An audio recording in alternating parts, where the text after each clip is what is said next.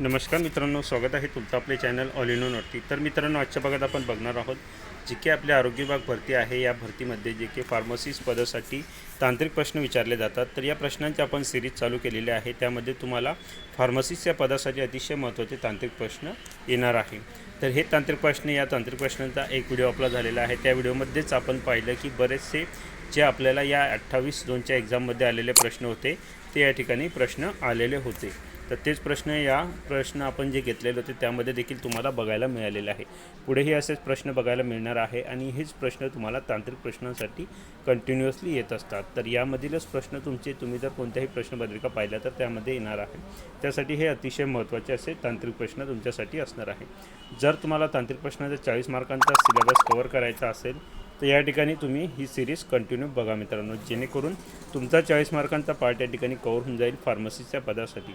तर आजच्या भागामध्ये जे काही मागे प्रश्नपत्रिका पाहिले आपण किंवा प्रश्न पाहिले तर त्याचेच नेक्स्ट प्रश्न आपण या भागामध्ये बघणार आहोत। चला तर जास्त वेळ न घालवता आपल्या पहिल्या प्रश्नाला आपण या ठिकाणी सुरुवात करूया। आजचा आपला महत्त्वाचा पहिला प्रश्न आहे बघा की the dose of isosorbide dinitrate given to adult orally should be in a range of. तर आयसोसॉर्बिट्रेट डिनायट्रेट जो आहे याचा डोस जो आहे, हा डोस ॲडल्ट डोस जो आहे तो कोणत्या रेंजमध्ये दिला जातो। तर तो कोणत्या रेंजमध्ये दिला जातो तर त्याचा आन्सर आहे बघा या ठिकाणी option A. Directly right answer आपण घेणार आहोत। तर 10 mg ते 20 mg, 10 mg to 20 mg is a adult dose of isosorbide dinitrate. तर प्रश्न क्रमांक 2 आहे मित्रांनो आपला प्रश्न क्रमांक 2 आहे या ठिकाणी बघा की laxatives are use in the management of. तर लॅक्झेटिव्ह जे असतात हे कशाच्या मॅनेजमेंटमध्ये वापरले जातात बघा। खाली 4 ऑप्शन दिलेले आहेत आपल्याला, त्यापैकी आपलं योग्य ऑप्शन असणार आहे ऑप्शन बी, कॉन्स्टिपेशन। कॉन्स्टिपेशन म्हणजे पोट साफ न होणे, या कंडिशनमध्ये आपण लॅक्झेटिव्स वापरत असतो जेणेकरून पोट साफ होण्यास मदत होते। तर पुढील आहे बघा, पुढील प्रश्न आहे आपला प्रश्न क्रमांक 3। डेप्सॉन is a medicine use in the treatment of. तर डेप्सॉन जे आहे हे कोणत्या ट्रीटमेंटसाठी वापरले जातात ही मेडिसिन। तर डेप्सॉन आपण वापरत असतो बघा ऑप्शन बी आहे लेप्रोसिससाठी।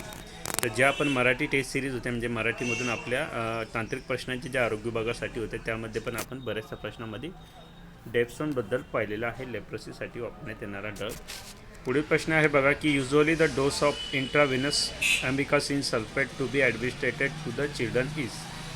तर युजली जो डोस असतो अमिकासिनचा हा बघा या ठिकाणी, तर हा डोस काय असतो अमिकासिनचा, ऑप्शन क्रमांक 25चा आन्सर आहे आपलं ऑप्शन सी बघा, 15 to 20 mg per kg per day इतका जो आहे तो आपला अमिकासिनचा डोस असतो।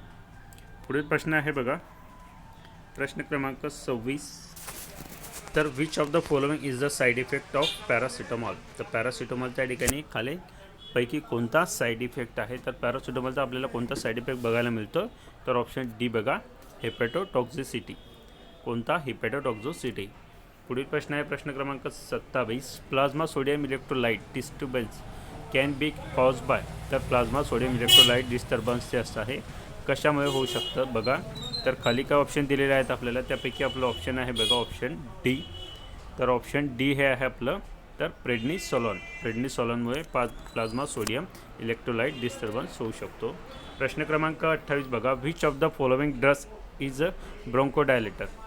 तर which of the following is a bronchodilator, जे आपले ब्रोंकोडायलेटर आपण कोणाला म्हणू शकतो, खालीपैकी कोणता आहे बघा।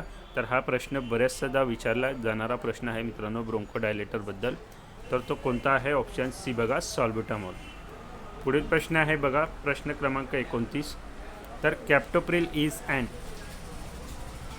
तर कॅप्टोप्रिल हे जे आहे हे काय आहे, तर कॅप्टोप्रिल हे काय आहे ऑप्शन सी आहे बघा, एस इनिबिटर। कोणता आहे, एस इनिबिटर, कॅप्टोप्रिल। पुढील आहे बघा पुढील प्रश्न क्रमांक 30। Which of the following is drug is given for reducing weight.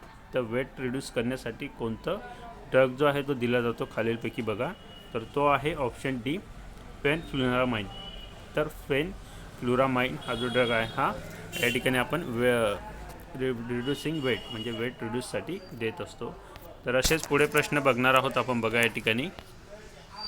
तर आपले पुढील प्रश्न आहे बघा प्रश्न क्रमांक 32 आहे, drug use in the treatment of leprosy is. तर लेप्रोसीमध्ये यूज होणारा ड्रग कोणता असणार आहे, तर तो आहे ऑप्शन सी, डेप्सॉन। आत्ताच आपण पाहिलं 33वा प्रश्न आहे बघा. तर नेस्टफिल टॅबलेट कंटेन्स, नेस्टफिल टॅबलेट जे आहे ही यामध्ये कोणतं कंटेन असतं? तर नेस्टफिल टॅबलेटमध्ये कोणतं कंटेन असतं? ऑप्शन ए बघा, आयोडीन, सोडियम आयोडीन आणि सायट्रिक ॲसिड. पुढील प्रश्न आहे प्रश्न क्रमांक 34. Benzoic acid, salicylic acid and nystatin are agent use for the preparation of. तर हे कशाच्या प्रिपरेशनसाठी वापरलं जातं? बेन्झोइक ॲसिड, सॅलिसायलिक ॲसिड आणि नॅस्टेटिन. तर खाली बघा आपल्याला या ठिकाणी 4 ऑप्शन दिलेले आहेत. तर यापैकी योग्य ऑप्शन आहे आपलं ऑप्शन बी बघा, अँटी फंगल ऑइंटमेंट्स. कोणतं आहे? अँटी फंगल ऑइंटमेंट्स आहे हे. पुढील प्रश्न आहे प्रश्न क्रमांक 35 बघा. Choose the drug which is use in the treatment of Hodgkin's disease and leukaemia in children. तर हॉडकिन्स डिसीजसाठी किंवा ल्युकेमिया इन चिल्ड्रन्समध्ये कोणता ड्रग जो आहे तो वापरला जातो बघा खालीपैकी. तर तो कोणता असणार आहे? ऑप्शन ए बघा, विंका. पुढील प्रश्न आहे प्रश्न क्रमांक 36. Which one of the following is not use in the treatment of diabetes insipidus. Which of the following is not use in the treatment of diabetes insipidus. तर कोणता आहे बघा? तर ते आहे ऑप्शन बी, कीटोकोनाझोल. पुढील प्रश्न आहे बघा प्रश्न क्रमांक 37. Which one of the following is a beta blocker. Which of the following is a beta blocker. खालीपैकी बीटा ब्लॉकर कुठलं असणार आहे? तर बीटा ब्लॉकर आहे बघा आपल्या या ठिकाणी ऑप्शन सी, ॲटोनोलॉल. हे जे लॉल बघायला मिळतात मित्रांनो आपल्याला, प्रोपॅनोलॉल, ॲटोनोलॉल, हे जर तुम्हाला बीटा ब्लॉकरवर प्रश्न हमखास विचारला जातो, या परीक्षेमध्ये देखील विचारला गेलेला होता 28/2च्या. तर हे सगळे लॉल जे असतात हे आपले बीटा ब्लॉकरमध्ये येत असतात, सिलेक्टिव्ह बीटा ब्लॉकर. पुढे प्रश्न आहे प्रश्न क्रमांक 38. The drug which is indicated for patient at risk of Reye's syndrome. तर रेस सिंड्रोम्समध्ये जे आहे ते ड्रग जे असतात कोणते असतात बघा या ठिकाणी. तर कोणता असणार आहे? तर प्रश्न क्रमांक 38चं आन्सर आहे बघा आपलं ऑप्शन बी, ॲसिटोमिनोफिन. ॲसिटोमिनोफिन. तर ॲसिटोमिनोफिन म्हणजेच काय? ज्याला आपण पॅरासिटोमॉल असं म्हणत असतो. पॅरासिटोमॉल ज्याला आपण म्हणत असतो, ॲसिटोमिनोफिन हे त्याचंच नाव आहे बघा, बायोलॉजिकल नेम. तर पॅरासिटोमॉल हा जो आहे हा जे रिस्क पेशंट असतात रेस सिंड्रोम्सचे त्यासाठी इंडिकेट केला जातो. पॅरासिटोमॉल हा खूप सेफेस्ट ड्रग देखील आहे. इन केस ऑफ प्रेग्नन्सी त्यामध्ये देखील कुठल्याही प्रकारचं पेन जर होत असेल तर सगळे ड्रग बंद करून जे असतात ते पॅरासिटोमॉल हे प्रेफर केलं जातं. पुढील प्रश्न आहे बघा प्रश्न क्रमांक 39. Stimulation of the nicotinic receptor causes. जर निकोटिनिक रिसेप्टारचं स्टिम्युलेशन झालं तर त्यामुळे काय होऊ शकतं बघा. तर कोणतं होणार आहे? तर ऑप्शन डी आहे बघा, muscle contraction and twitching. Muscle contraction होऊ शकतं किंवा ट्विचिंग होऊ शकतं. कशामुळे? जर निकोटिनिक रिसेप्टरचं स्टिम्युलेशन झालं तर.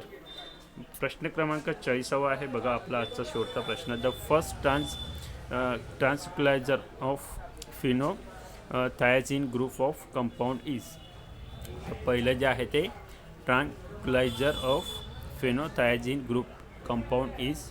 तर ते कोणतं आहे बघा. तर ते आहे ऑप्शन डी, क्लोरप्रोपॅमॅझिन. तर क्लोरप्रोपॅमॅझिन हे या ठिकाणी आहे. तर याप्रमाणे बघा मित्रांनो या ठिकाणी आपण आजच्या भागामध्ये काही प्रश्न पाहिलेले आहेत जे की तुम्हाला अतिशय महत्त्वाचे असे असणार आहेत तांत्रिक प्रश्नांमध्ये फार्मसिस्ट या पदासाठी येणाऱ्या कुठल्याही परीक्षेमध्ये. तर कंटिन्युअस सिरीज चालू असणार आहे मित्रांनो, मध्येच अभ्यास बंद करू नका. येणाऱ्या ज्या परीक्षा असणार आहे त्यासाठी तुम्ही तुमचा थोडा वेळ देत चला, जेणेकरून एकदम तुमच्यावर बर्डन येणार नाही.